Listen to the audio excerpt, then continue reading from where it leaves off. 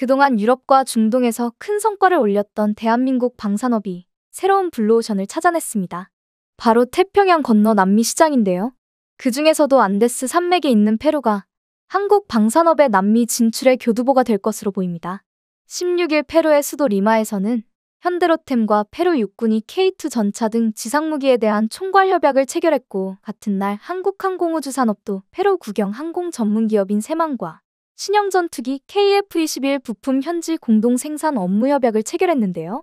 이로써 페루는 대한민국 대표 전차인 K2를 남미에서 가장 먼저 들여오게 되었고, KF-21 도입도 코앞에 두게 되었습니다.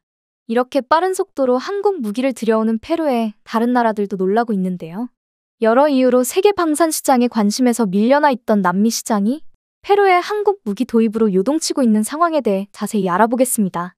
현재 세계 방산 시장의 중심은 유럽과 중동이라 할 수 있습니다.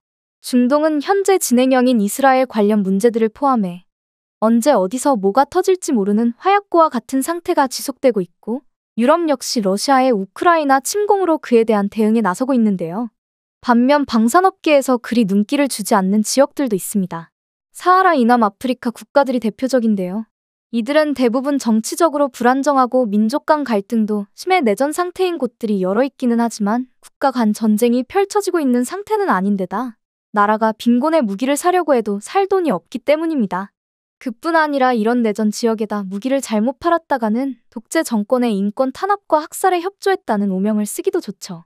그래서 아프리카는 지중해 연안 북아프리카 국가들을 빼면 주류 방산업계에서는 관심받긴 지역이죠.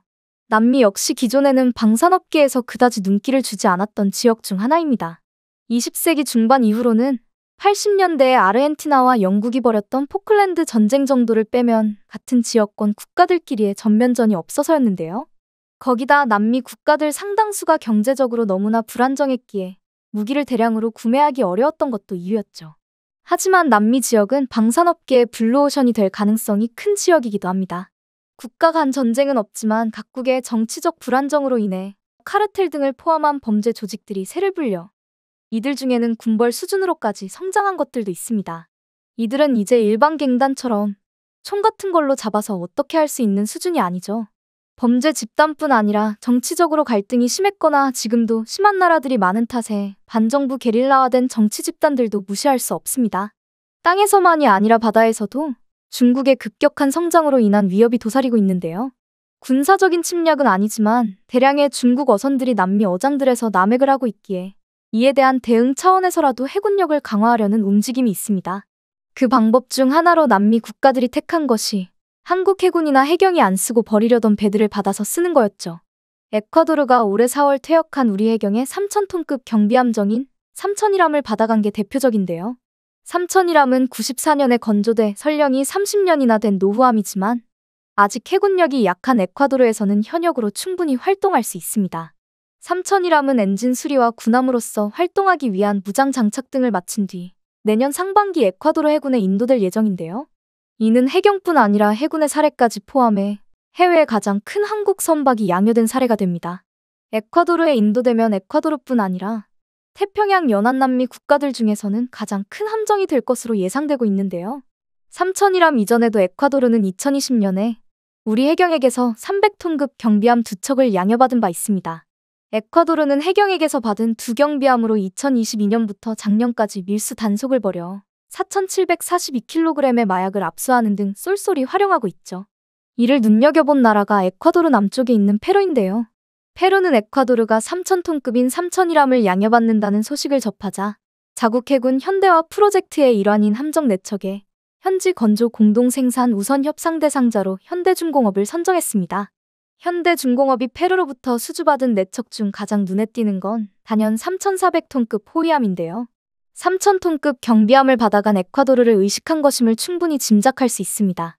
페루와 에콰도르는 같은 안데스 권역 국가라 독립한 뒤부터 평화협정을 맺은 1998년까지 1941년에 있었던 에콰도르 페루 전쟁을 비롯해 국경 분쟁이 자주 발생해 상호 간의 경쟁심이 강해서인데요. 3,400톤급 호위함을 포함해 페루로부터 수주한 규모는 4억 6,290만 달러. 한국이 중남미 지역의 방산 수출을 시작한 지 70년 이래 가장 큰 금액입니다. 그리고 이달 16일 페루는 한국과 해군 함정 공동개발 양해각서를 체결해 잠수함 공동개발 협력에 나서기로 하는 등 해군 현대화를 위한 파트너를 한국에서 찾는 행보를 이어가고 있습니다. 주목할 것은 페루가 한국과 협력하려고 하는 것이 해군 현대화만이 아니라는 겁니다. 육군과 공군 등 군 전반의 현대화를 위한 파트너로 한국을 선택하려고 하고 있는데요. 해군 함정 공동개발 양해각서와 같은 날 현대로템과 페루 육군이 체결한 지상무기에 대한 총괄협약만 봐도 알 수 있습니다. 이 협약은 올해 4월 30일 페루 육군 조병창이 발주한 차륜형 장갑차 공급 사업 우선 협상 대상자로 현대로템의 K808이 선정돼 30대를 공급하기로 한 것과 관련해 체결되는 것으로 알려졌는데요. 실제 협약에서는 국내 방산업계에서조차 예상하지 못했던 물건도 대상에 포함돼 화제가 되었습니다. 다름 아닌 대한민국 대표 전차 K2인데요. 구체적인 수량이나 인도 시기, 페루 현지 생산 여부 등 세부 사항은 차후 결정해야 하지만 이번 협약 체결로 페루로의 K2 수출은 사실상 확정되었습니다. 현대로템 측은 페루가 K2 전차를 수입하기로 결정을 내려 총괄협약 체결에 이르렀다. 수출은 확정된 것이라고 설명했는데요. 이 협약 체결로 페루는 남미에서 최초로 K2를 도입하는 나라가 되었는데요. 전 세계적으로도 폴란드에 이어 K2 도입을 확정한 두 번째 나라가 된 거니 예상을 뛰어넘는 도입 속도가 아닐 수 없습니다. 이 때문에 내년에 K2 계약을 체결할 계획이라는 루마니아가 세 번째로 밀려버렸는데요. 역시 16일에 페루의 국영 항공 전문 기업인 세만도, 카이와 KF-21 부품 현지 공동 생산을 위한 업무 협약을 체결했습니다. 이 협약에 따라 현재 차기 전투기 사업을 추진하고 있는 페루는 향후 KF-21을 도입할 시 그 부품을 공동으로 생산하게 됩니다.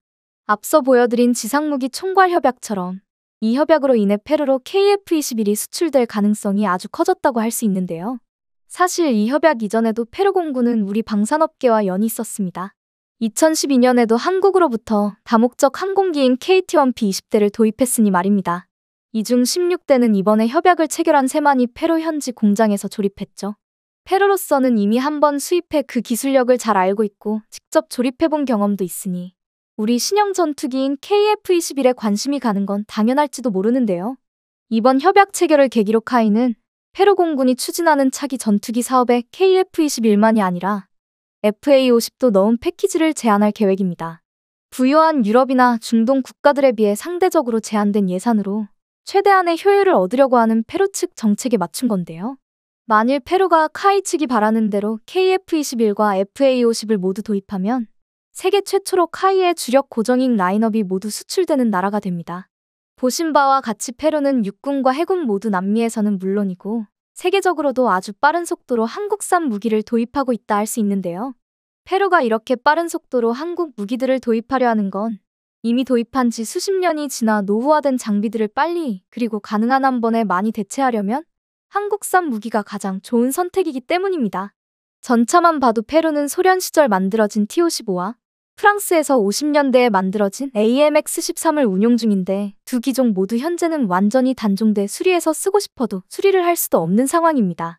그렇다고 이 기종들의 후속 기종들을 들여오기도 여의치 않은 게 러시아 무기들은 우크라이나 전쟁으로 인한 제재로 당분간 수입할 수 없고 프랑스 최신 무기들은 페루 입장에서는 너무 비쌉니다. 무엇보다 가격 이전에 이들 전차들은 평지 위주인 유럽에 적합하게 만들어져 안데스의 산악지대에서 운용하기에는 적합하지 않다는 것도 문제입니다. 하지만 K2는 이 모든 걸 해결해 줄 수 있는데요. 가격부터 페루 같은 궤도국이 도입하기에도 너무 비싸지 않고 페루 정도는 아니지만 역시 산지가 많은 한반도에 맞게 만들어졌기에 기존의 페루군이 쓰던 전차들에 비해 산악지대에서 운용하기 훨씬 적합합니다.